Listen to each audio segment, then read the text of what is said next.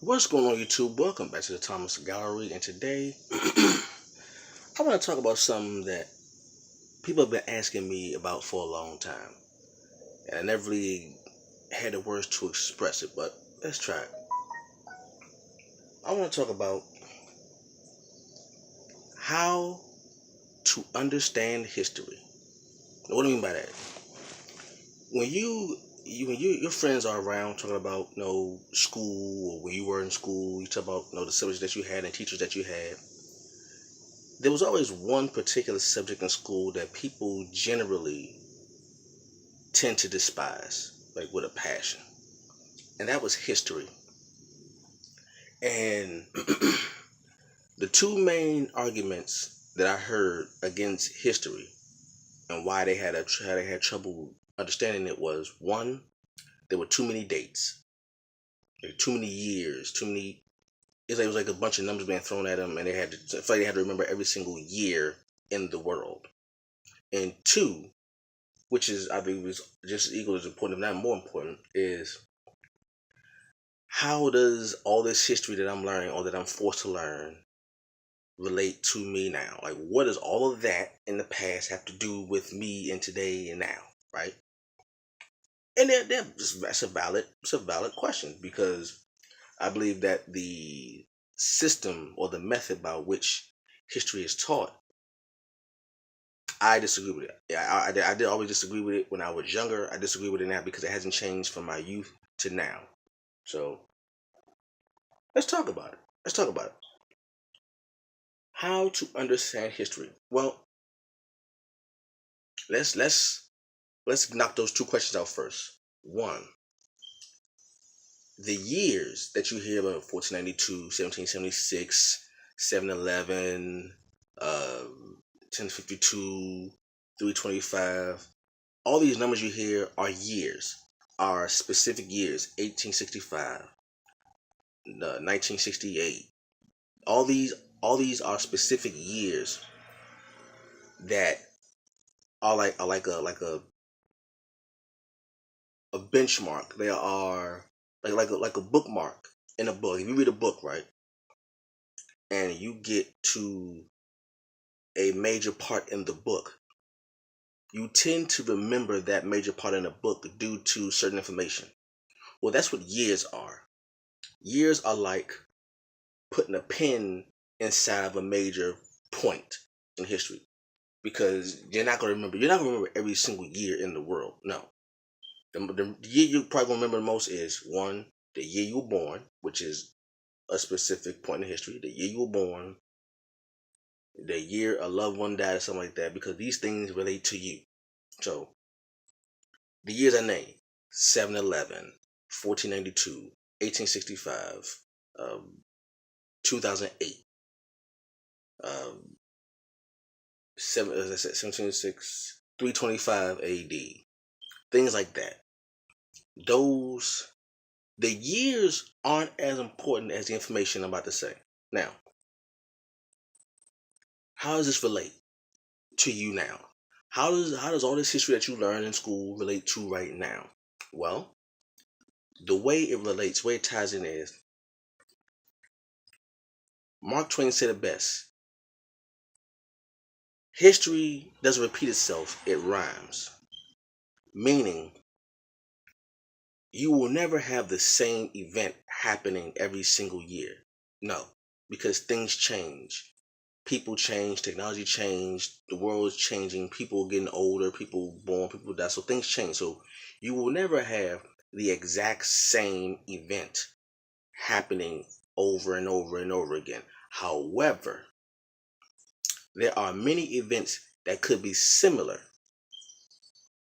meaning they could be the atmosphere that was experienced in the 60s, like during the civil rights era, right? That atmosphere, that environment, the politics of it, the social environment, economic environment, those things will never be 100% duplicated. However, you can take certain instances in that particular era and see if you can find something similar to it in this day and age. And as we know now, the civil rights era and this particular era are looking very similar. Now, obviously, like I said, it's not the same thing because the people in the civil rights era are either older or have passed on. So things have changed, but there are some similarities in the two eras. You can say, okay, this reminds me of this. This isn't the same as this, but it reminds me of this.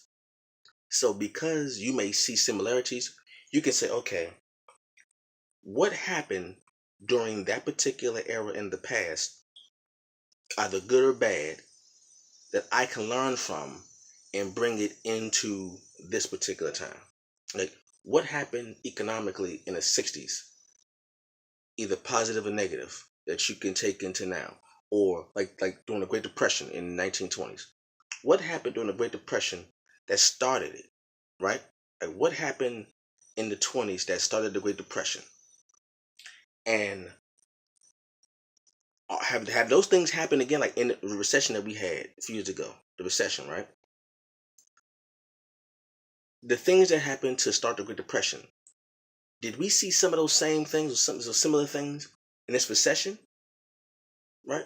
Okay, so that's how we do that. Now, how to break it down, how to break down history so you can understand it better. History is broken down, I say about this, from my understanding, the way I understand, the way I figured out how to understand history, right? History is broken down into who, what, when, where, why, how. Okay? The 5 W's plus H. And each one of these are questions that open up a pathway to understanding something. So if we say during the Great Depression, no, let's do it. We gotta bring it into now. Okay, so during the Civil Rights era, you had figures like Martin Luther King, Malcolm X, Muhammad Ali, Kareem Abdul-Jabbar, Jim Brown. Earlier that you had Rosa Parks, things of that nature, Jesse Jackson, and you say, okay, who? Those are who? Those are the who. Now the year, like I said, the year is just a benchmark. Like if I say if I say the 60s, or if I say the Civil Rights era, because the Civil Rights era wasn't just the 60s. The Civil Rights era was like the 50s and 60s. So you had a two-decade era mainly, a little before, a little after. But if you say Civil Rights era, the Civil Rights era is a point in history. Okay. Now that you say Civil Rights era, then you ask the question: Civil Rights era. It's a broad subject. Civil Rights era. Okay. Who?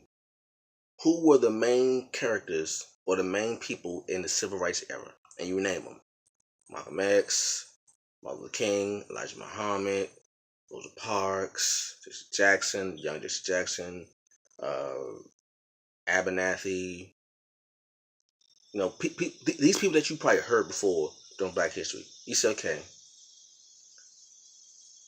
what happened with these people? Like, what happened with these figures? Okay, John F. Kennedy, Robert Kennedy, people like that. Medgar Evers. I'm name her Bobby Seale, the Black Panthers. You say, okay. Now you got the who. The who were the names I just mentioned. Then you can say where. Where? Where were these people when this happened? You have people from the South, like you have Martin Luther King. That's the South.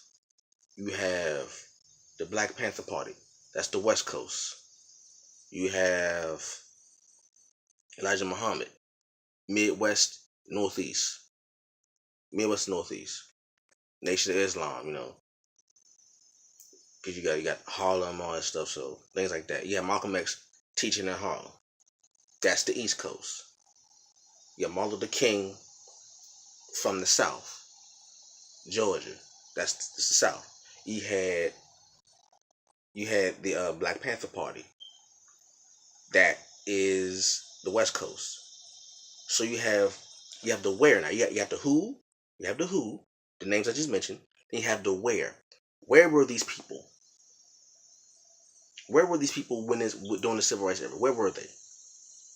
Okay. Once you have located the where, you say, okay, now you can either take it from now once you have the where, you can say, okay, which part do I want to start with? Do I want to start with the South, with the Montgomery bus boycotts in the South?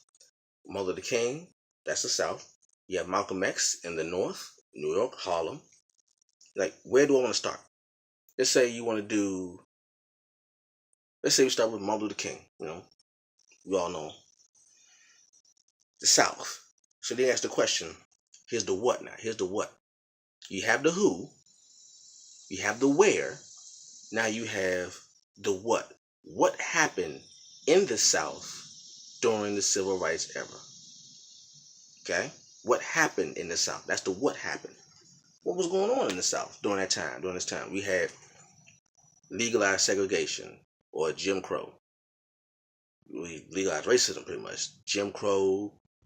You had the March on Washington, which was in D.C., but you had the boycotts. You had the race riots. You want to call it? Like, so you had the march, the different marches, the protesting. Okay, the fire hoses, the four little girls, things like that. This is in the South. She said, okay, what happened?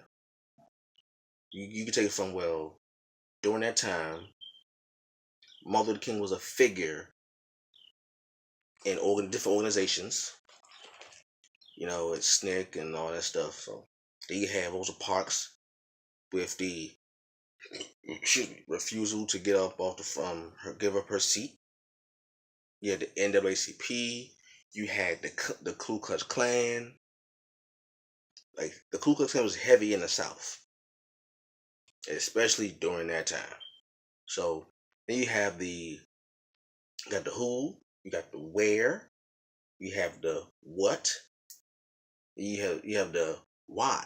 Why was this happening? Well, this was happening because during that time, blacks were not treated equally under the same laws that govern the country, the Constitution, things like that. These rights, these amendments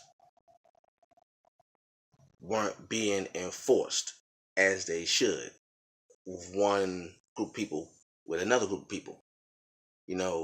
Blacks couldn't sit with whites. Either had if a black person would go to a restaurant, white restaurant, they had to go to the back. They had to sit in the back of the bus. If they was front of the seat of the bus, they had to give up their seat and go to the back of the bus.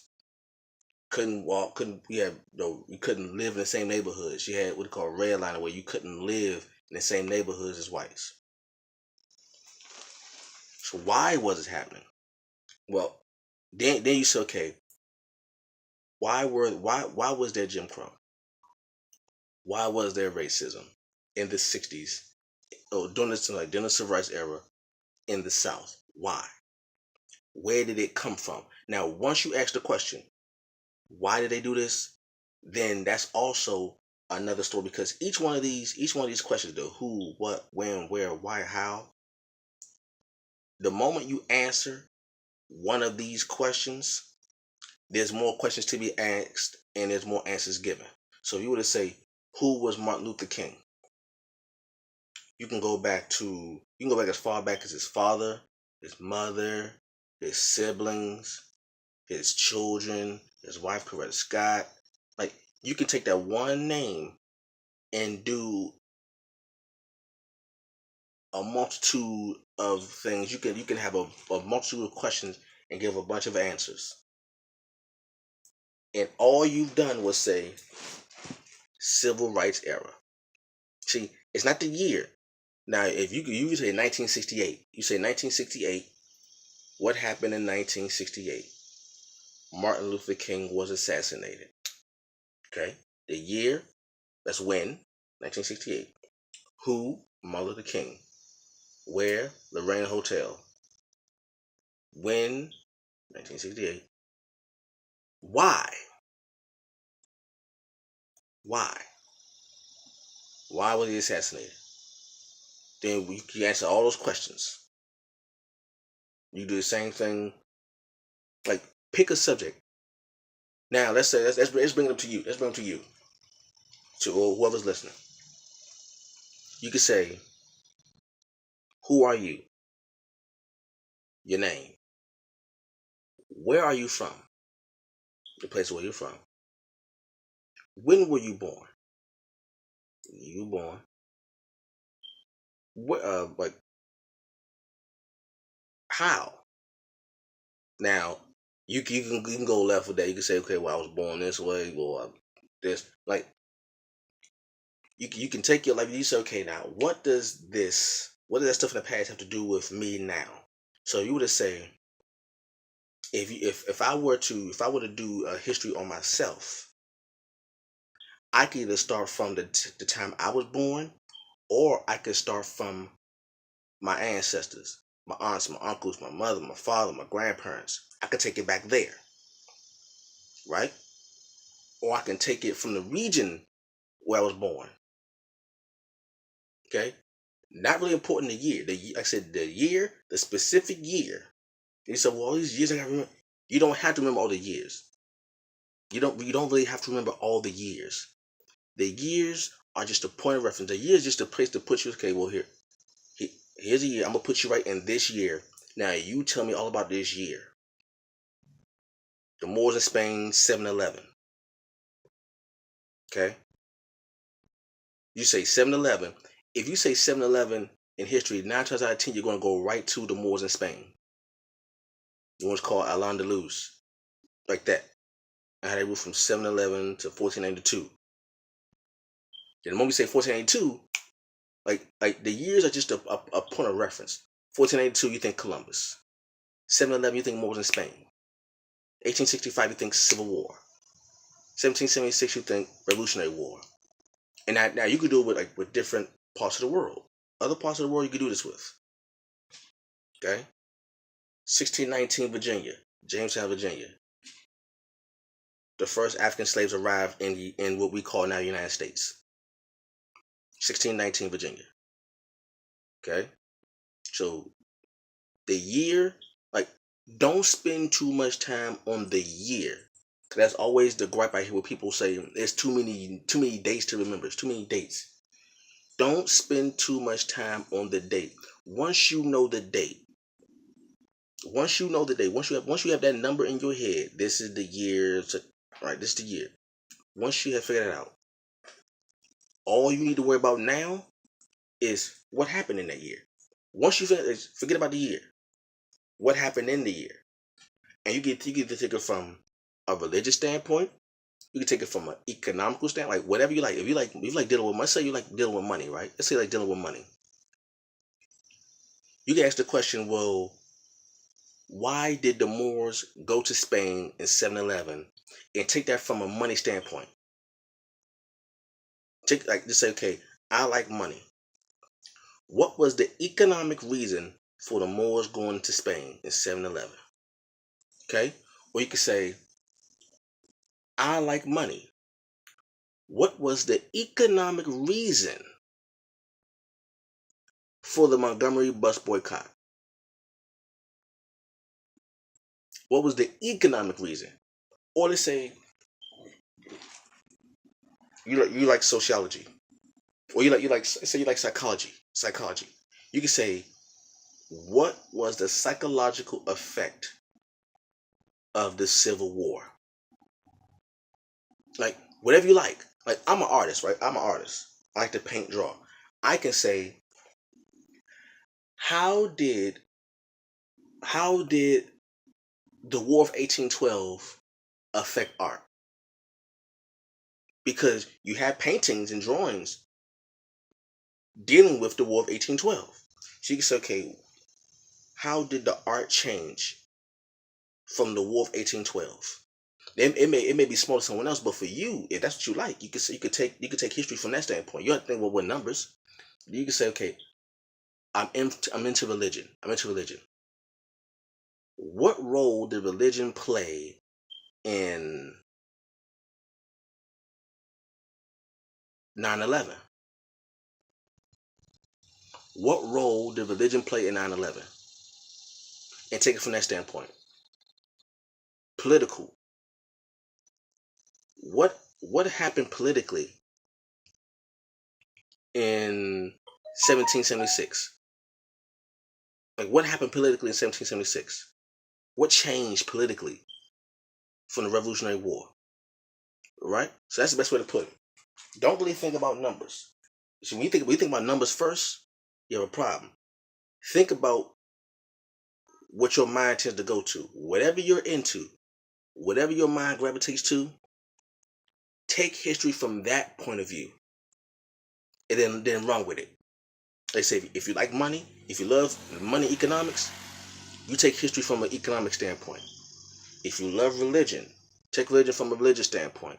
And then eventually the years will come up. The years will come up anyway. They will pop up anyway. But don't look at it from a year's perspective first. Look at it from the perspective of what you gravitate to. You love art, think about from that. If you love literature, let's say you love literature, you love reading. Think about history from a literary standpoint. What was the literature talking about during that particular era? What would the literature say about the Trump era? Right? We all talk about the Trump era, but what is the Trump era? What is the Trump era from a economic standpoint, from a sociological standpoint, from a psychological standpoint, right? How will we define the Trump era through all those lenses? From an artistic standpoint, how will the artist depict the Trump era? Right? Once you understand it from that particular standpoint, the year will be insignificant. The year will just be another number in the history. But once you understand it from a frame of mind that works best for you, like however your mind thinks. If you love money, think about history through a money lens.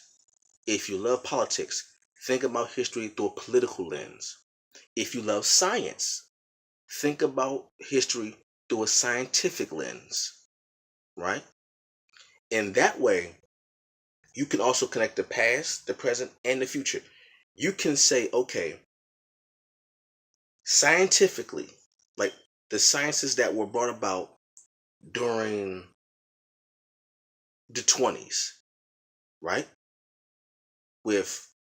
Or the invention of what was the science like during the time of Einstein? Like, what did they do during that time of Einstein, right? And you can say, okay, now is there anything from that particular era I see or similar to the time I'm living in now? Like, the people that were there now during that time, how did their contributions affect me today? Can we see the results of those inventions back then? And then you do that comparison. Then you say, okay, based on what I know of the time of Einstein and how it relates to my time here, can I look to the future and see anything that could be remotely similar to the time I'm living in now and the time I read about during Einstein? And then you can kind of make predictions. Like, understanding history, you can kind of make predictions on the future based off of what you see now and what you have compared with the past compared in the past. Okay? So history doesn't repeat itself, it rhymes. Are there any similarities economically with the War of 1812 or also with the Great Depression? Are there any similarities economically from the Great Depression to now? Are there any similarities? Can I if I study the Great Depression economically, will I find similarities then and now? Will I? And based on those two comparisons from the past, the Great Depression, and now, based off of that, Do I see anything happening again that could be similar in the future? Like, what's going on now that if it persists, we will end up repeating the same, or we will end up going through the same situation in the future? This is called forecasting. Based off of the past experiences and today's understanding, today's methods and tools, can we understand the future? And if you do the testing, you can once you do that, you understand history, because history is past, present, and future. History isn't just about opening the book and seeing, okay, well, these old people way back when, hundreds of years ago, all that stuff. No, history is past, present, and future. It just points in that particular timeline that you could pick out and say, okay, here's a timeline, here's a point in history. In this particular time in history, X, Y, Z happened. Okay, now here's my time. X, Y, Z happened. The stuff that happened to X, Y, Z in the past is happening kind of in X, Y, Z now. So if I were to take, so what do the past and present have in common? You take those things out. Like, every time I look at this particular era in the past and this particular era now that I'm living in, these things are relating. X, Y, and Z is showing up every single time. So if I see similarities in the present and in the past every single time, I say, okay, in the future, I should look for X, Y, and Z in the future. And if X, Y, and Z happens in the future, based on what I know from my lifetime and what I've seen in the past, I already know what's going to happen in the future. Already know what's going to happen, based off of me comparing the past and the present, and the things that line up every single time. Looking at the past and the present, I look in the future. I say, okay, if X, Y, and Z happened in the past, and I see the same things happening in X, Y, and Z now in the present, if I get any hint of the things that made X, Y, and Z happen in the future, it's a pretty safe bet that I already know the future.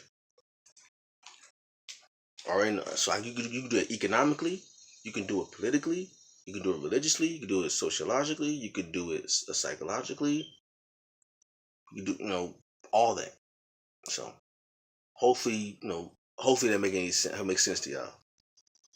Thank you all for listening. Hope you enjoyed my little lecture. Leave a comment down below, like, comment, subscribe, and share. I will catch you all later. Peace.